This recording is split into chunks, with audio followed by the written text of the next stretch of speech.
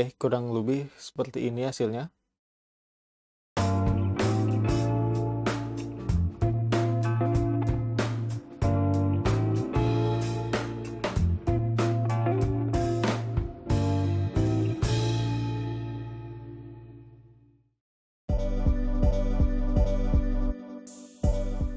Hai semuanya, kali ini kita akan membahas pemodelan dinding pada Revit.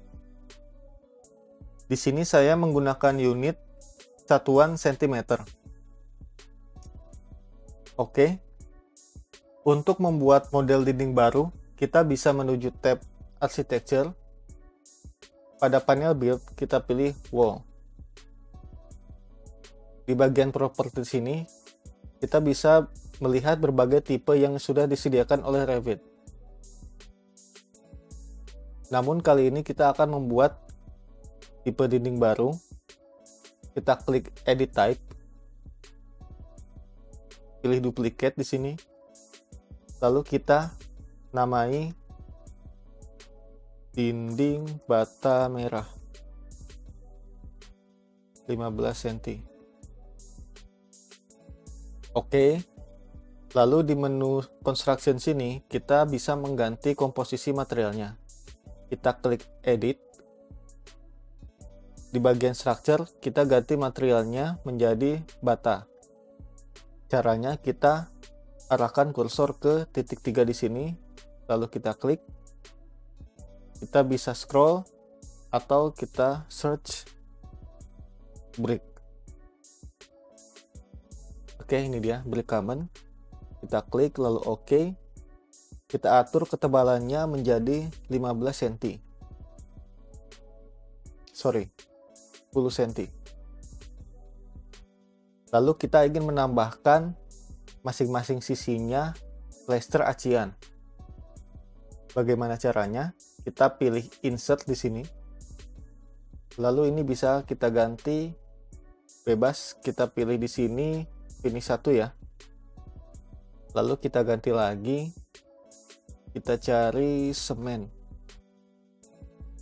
Ya, kita pilih yang ini, concrete, sand, or cement script. Kita klik, oke. Di sini bisa kita ganti 2,5 cm. Lalu kita butuh sisi satunya lagi, kita bisa pilih insert, kita pilih lagi cement script, oke. Karena di sini kita ingin melapisi dinding kanan kirinya dengan semen script ini, kita harus menempatkan posisi bata ini di antara dua layer ini. Jadi kita bisa memindahkan ini ke atas dengan cara klik up. Ya, sudah pas. Di sini bisa kita ganti jadi 2,5 cm juga. Jadi total ketebalannya adalah 15 cm. Oke. Nah, di sini sudah terganti ya. Sudah terganti menjadi dinding bata merah 15 cm. Lalu sebelum kita menggambar di sini, kita harus lihat beberapa option. Yang pertama ada height atau depth.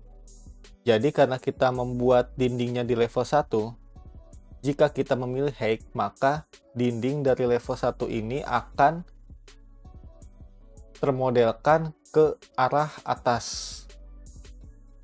Sedangkan kalau depth, kita akan membuat dinding itu ke arah bawah dari level 1. Karena kita ingin membuat dinding membangun ke arah atas, kita pilih height. Lalu di sini ada top constraint. Apa itu?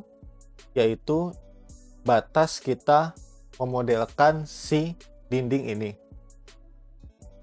Karena di sini kita terdapat 3 level, kita bisa memilih salah satu level untuk menjadi batas tinggi dinding yang kita buat. Di sini saya coba memilih level 2. Nah, selanjutnya karena kita ingin menggambar dindingnya dari tengah as, kita bisa pilih wall center line atau dari tengah as dinding. Lalu di sini ada pilihan chain. Fungsinya untuk apa? Jika kita kosongkan centang di sini, saat kita klik lalu kita buat satu lagi di sini, nah dia akan putus atau lepas. Jadi saat kita membuat dinding baru, kita harus klik lagi seperti itu. Sedangkan jika chain-nya kita centang, saat kita membuat dinding, kita klik, otomatis dia akan meneruskan dari titik sebelumnya. Seperti ini ya. Oke, seperti itu. Kita coba saja modelkan. Misalnya di sini kita klik. Nah, di sini bisa langsung kita input saja jaraknya. Misalnya saya ingin membuat dinding sepanjang 400 cm. Oke. Nah, di sini kita buat 400 juga. Ini 400. Enter sampai dia bertemu kembali di sini. Klik. Oke, di sini sudah jadi. Selanjutnya, di bawah sini terdapat detail level. Jadi, semakin bawah kita pilih detail level ini, semakin detail gambar tersebut. Misalnya, kita zoom in. Ini coarse. Jika kita memilih medium, dan fine, dia akan semakin terlihat kedetailannya. Selanjutnya kita bisa melihat hasil dinding ini di 3D. Caranya kita bisa menuju tab view,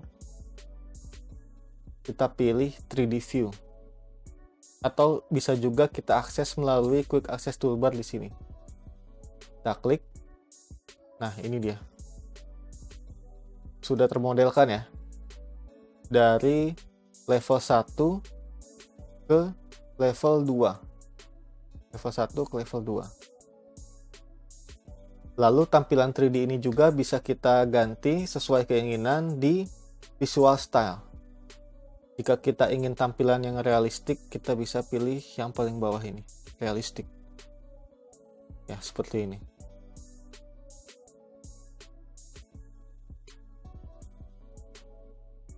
Jadi dinding yang kita buat ini, kita bisa ganti lagi tipenya. Kita pilih salah satu sisi, kita klik di sini. Misalnya kita ganti menjadi generic. Ya, otomatis dia berbeda nih tipenya. Coba kita ubah lagi menjadi dinding bata merah. Oke.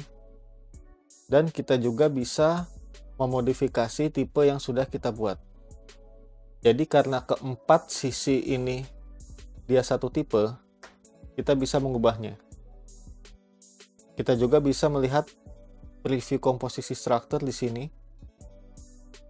Oke, di sini bisa kita, misalnya kita hilangkan salah satu script-nya. Kita pilih delete. Oke. Oke. Nah, jadi expose ya dindingnya. Kita expose. Kemudian kita bisa lihat di sini. Jika kita memilih salah satu dinding, di sini terdapat base constraint yang sudah kita set di level 1 karena tadi kita menggambar di level 1. Kemudian ada top constraint yang tadi sudah kita set. Jika kita ganti top constraint-nya, misalnya saya up to level 3, ya otomatis ini akan naik ke level 3.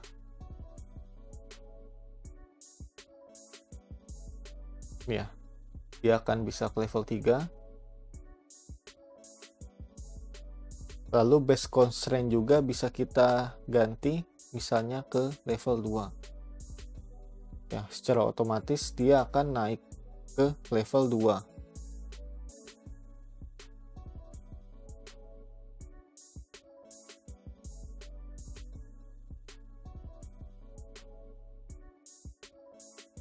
Lalu di sini terdapat juga base offset dan top offset. Jadi fungsinya kita bisa melebihkan atau mengurangkan sejauh berapa panjang dari base constraint atau top constraint yang sudah kita kunci. Misalnya, kita ingin membuat ini di level 900, berarti top constraint-nya kita tambahkan lagi 100 cm. Kita tambahkan 100 di top offset, apply, ya otomatis dia 100 cm lebih tinggi dari level 3.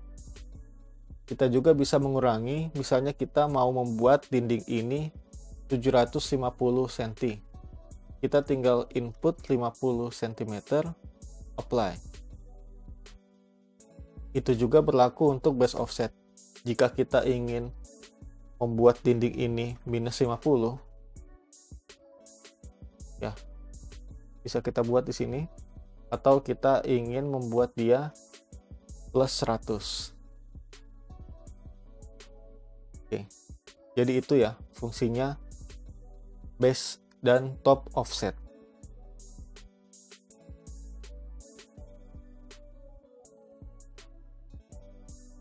Oke, kurang lebih seperti ini hasilnya. Mungkin cukup sekian video dari saya. Semoga video ini bisa bermanfaat bagi Anda yang menekuni bidang konstruksi, khususnya berminat menggunakan software Revit. Sekian, terima kasih.